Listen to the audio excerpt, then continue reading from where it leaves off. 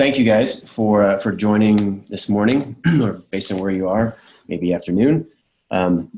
This is our second in a series of webinars that we're doing on mobile menaces.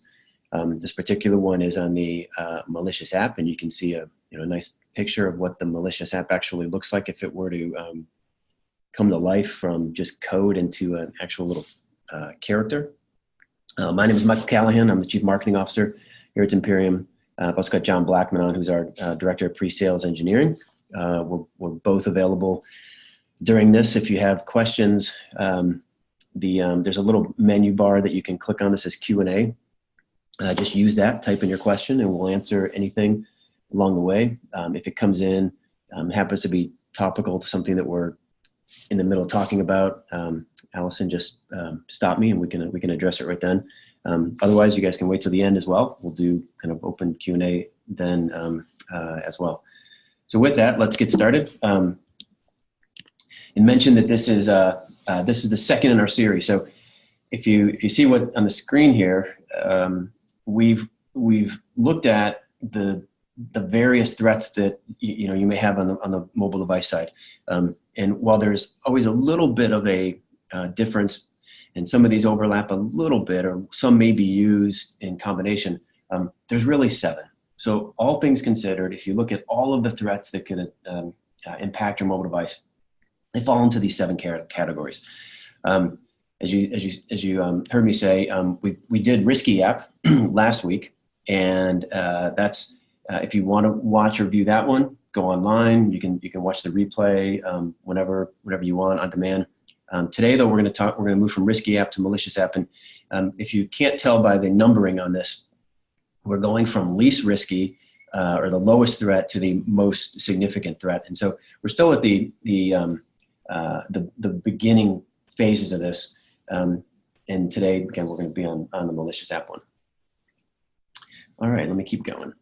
I wanted to start with this quote by Gartner, which is really telling, right? If you think about mobile malware, and you first think about all the malware that may be out there in the world, and by next year, Gartner's estimating that 1/3 of it is going to be on mobile, which is almost mind-boggling to think that much effort is being placed on that particular threat vector on the mobile side. And you might ask yourself, why is that?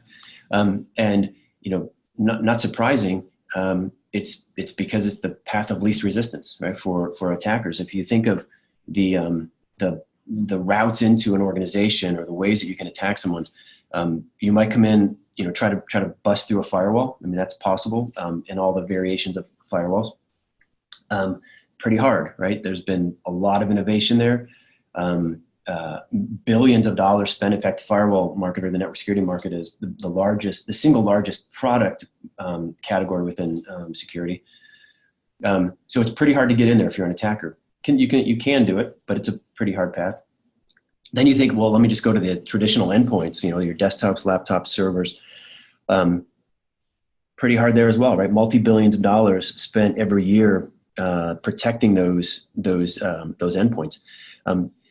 And so if you're an attacker, you think, well, if I'm going to invest my time, and I mean, it's in many senses, this is just a business calculation for an attacker, is where do I get the best return?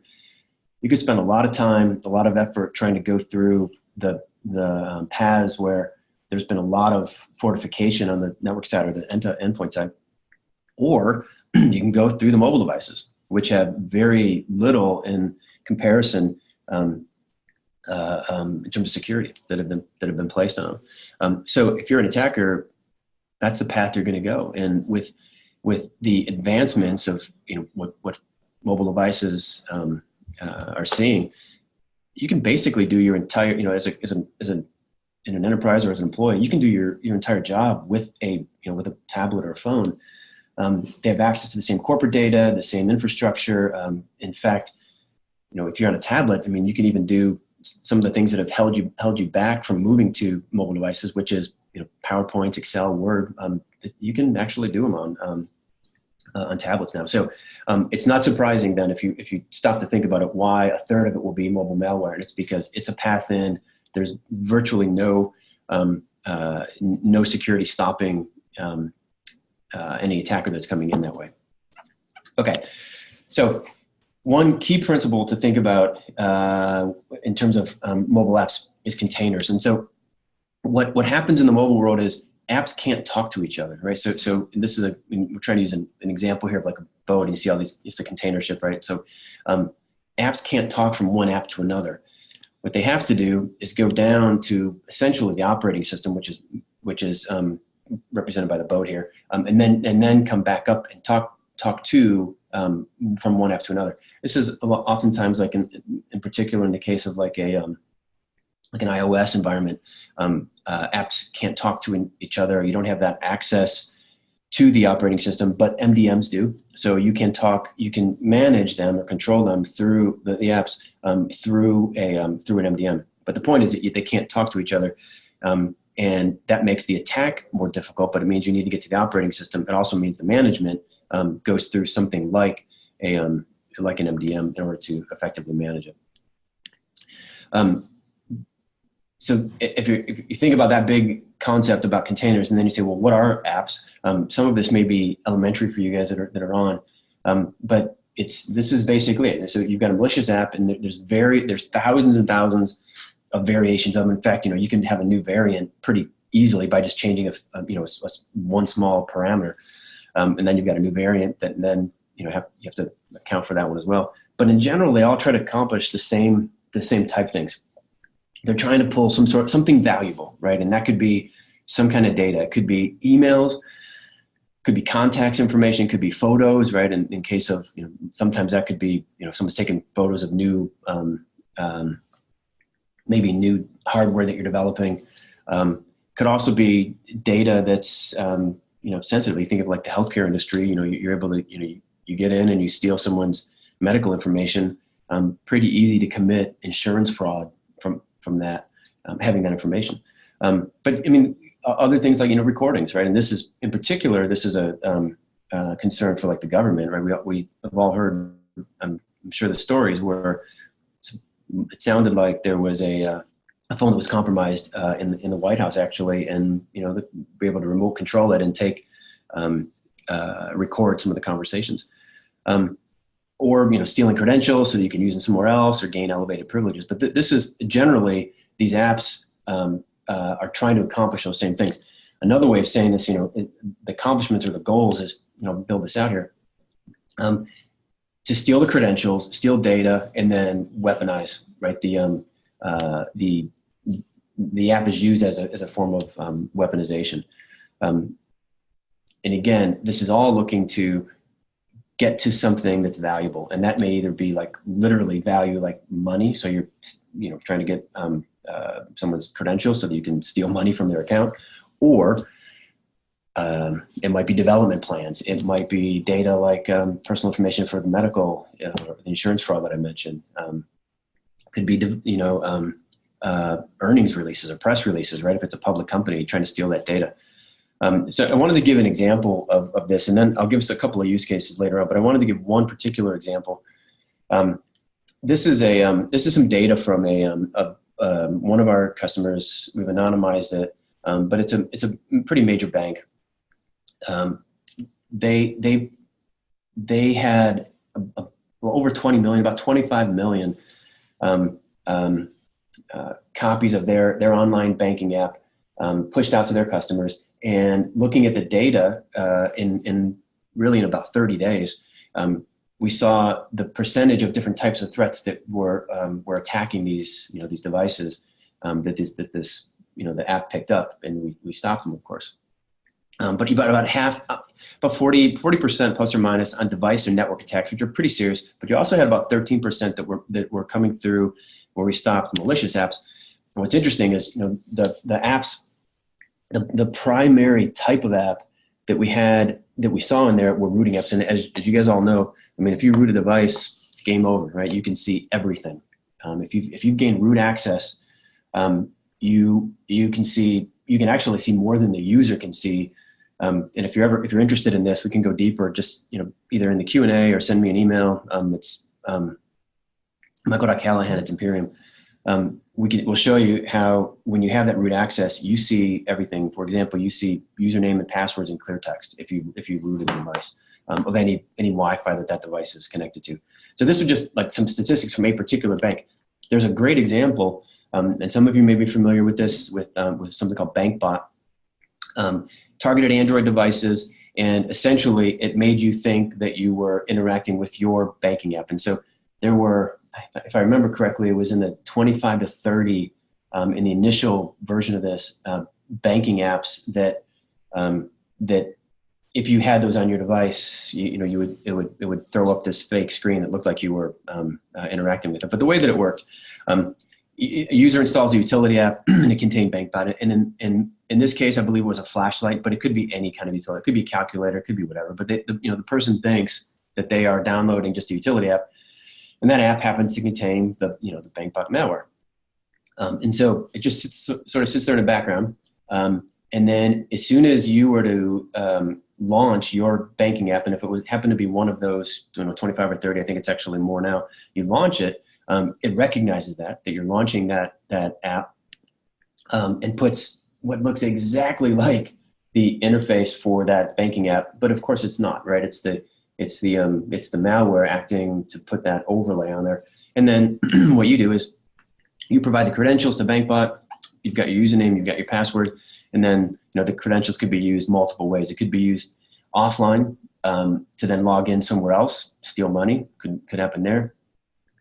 Even though there's that, like, it's a version of two-factor authentication where if you're logging in from a device that isn't your primary device, it sends a text to make sure that you. And some banks have that, but some don't. And so you're opening that up to someone basically stealing funds. And as a user, you have no idea this is going on because it looks exactly like the actual banking app that you use. Now, when you do it, what happens? You hit enter and nothing happens, and you just think, well, I guess it just didn't work. Let me launch it again. But in the meantime, the bad guy has taken the information, and who knows, what they're doing with it, and how quickly they're doing with it. Before someone were to discover it, they're already onto the next victim or the next target. Okay, so but what do we do to help with this? So again, we're talking about malicious apps. I'm going to give an overview, and again, if you want to go deeper on this, just let me know. Let me actually stop there and just say, Allison, I know that you're listening in, but any questions come in yet from the Q&A? No questions so far. Okay. So just a reminder to you guys, use that, right, and ask them, and I'm happy to stop wherever we are and take your question, or if you want to wait till the end, we can do that too. So anyway, back to the core technology. So our core technology is it's a mobile device security engine. It's called Z9. It works on device in real time, stopping known and unknown. In fact, we're very proud of the fact that we've stopped every 0 day without having to do any type of update at all, which is really important when you think about someone attacking a device. It happens incredibly quickly. You don't have time to go do some analysis or go up to the cloud and see, is this bad or not? By the time you were to go to the cloud, the attack would be over, right? It happens at machine speed, sitting on the device, and we believe the only right way to stop the mobile device attacks is by having that all performed on device. So our engine sits on device, been lab trained, billions of events put at it. We've stopped every 0 day without doing any sort of update because of this machine learning capability. And it stops device attacks, network attacks, phishing sites. And in particular, what we're talking about also malicious apps. Here's an example, like when I was talking about stopping 0 days. So in a recent month, we saw our researchers were constantly looking at this to make it even stronger, even better. But we saw 100 malware samples that we stopped, right? That we detected and stopped with Z9 without doing any update.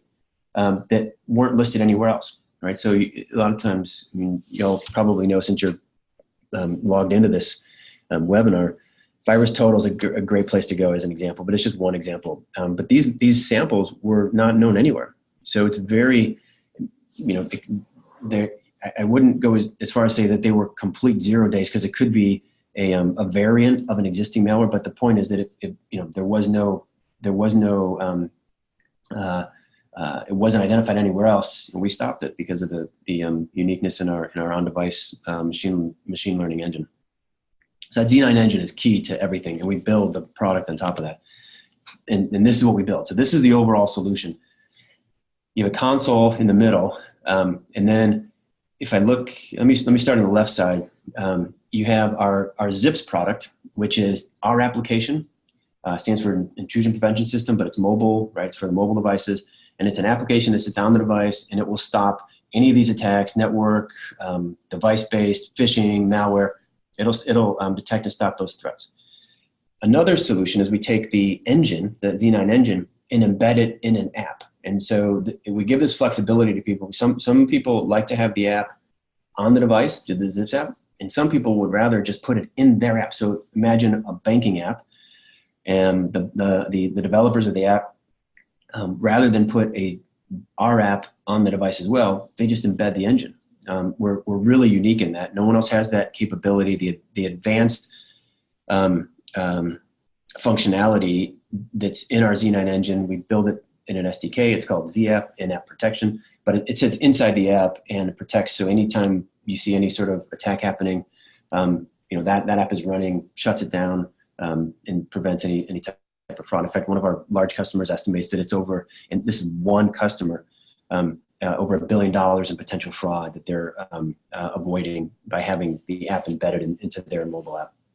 So you've got the products on the left, our console. Our console also includes something called Z3A, which is our advanced app analysis, which looks at any app and will tell you the risk level of it from low to high. And it's a really detailed report. Sometimes it gets up to 30 or 40 pages showing the various things that app does that you may not even know about. In fact, one of our customers in APAC, we did they told us what apps were on their phones prior to the meeting. We go in and found that there were these two apps. One was a beauty app that one of the people in IT were running. One was called Antivirus. And these apps were making calls out to Russia and China, and they had no idea. And we found it through that advanced app analysis in Z3A, and they quickly, of course, deleted it from their phones. But they had no idea. They didn't have any visibility into that until they started working with us. So that's left side is products, middle is a console. We're unique in the fact that we'll run on any platform. So it doesn't matter if it's AWS, Google, Oracle, Azure, any of those, we will run on any of those. That's unique. Not everyone in this space is able to do that. And then as you move to the right, you get into more of the ecosystem. So you look in the lower right and you see the various, and we broadly call these SIMs, right? Of course, some of them are actual SIMs, some of them SIM-like. But we will integrate, we'll take data, mobile data, and output it to any of these SIMs.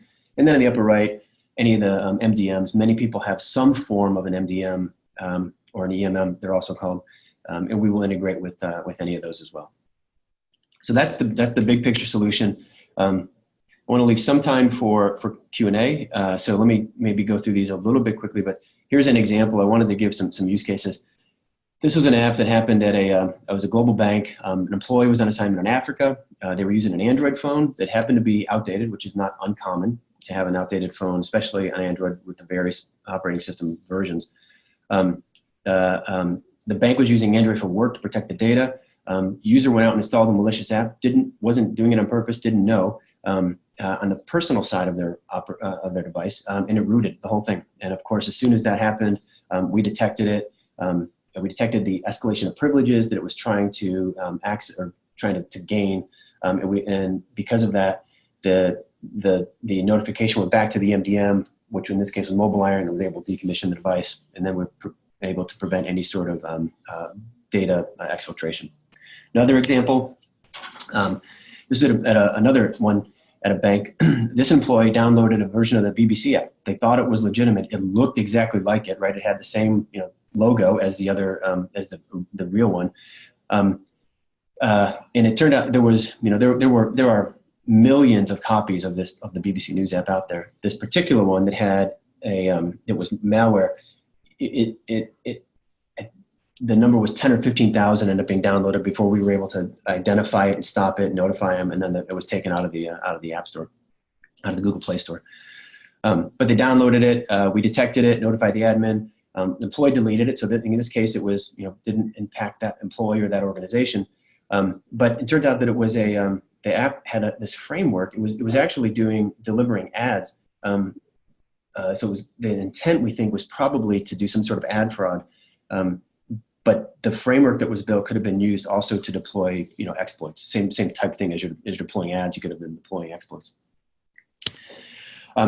So I went through those last couple quickly because I wanted to make sure that we had time to do Q&A.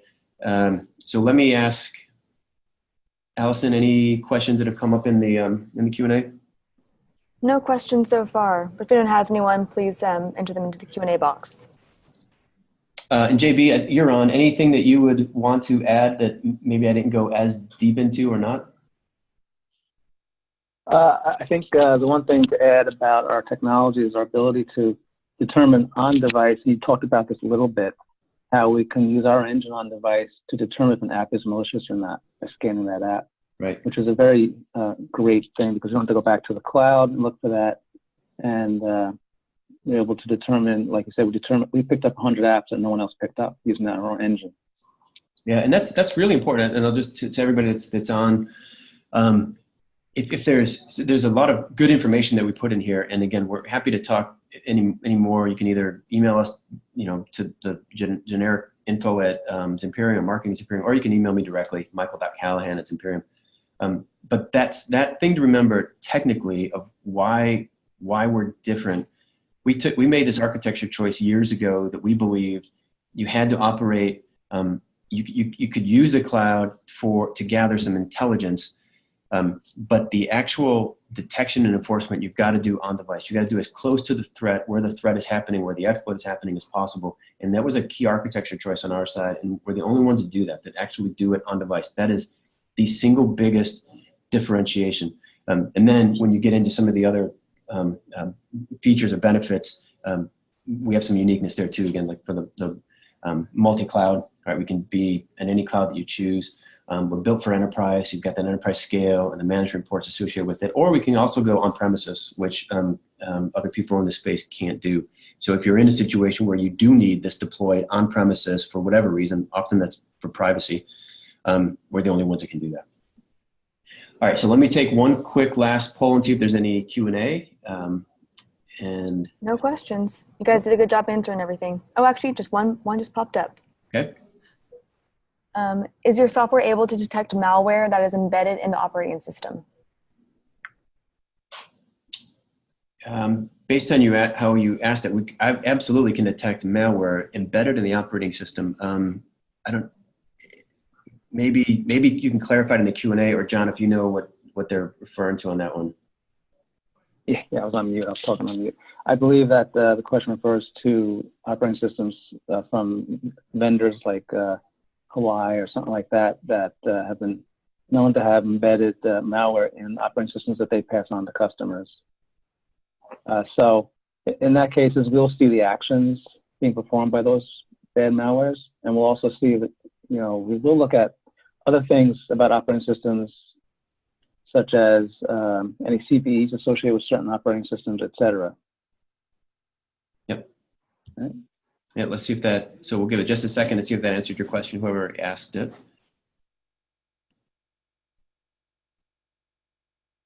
I don't see anything else appearing there. Oh, someone came back in. Yes, that answered it. Thank you. Great, awesome. Okay, so once again, I'll close. If you have any questions, you're welcome to contact us just in the general emails, but also you can send it to me directly, michael.callahan@zimperium.com. And with that, we will end this, and thank you guys for joining today. Thank you, everyone.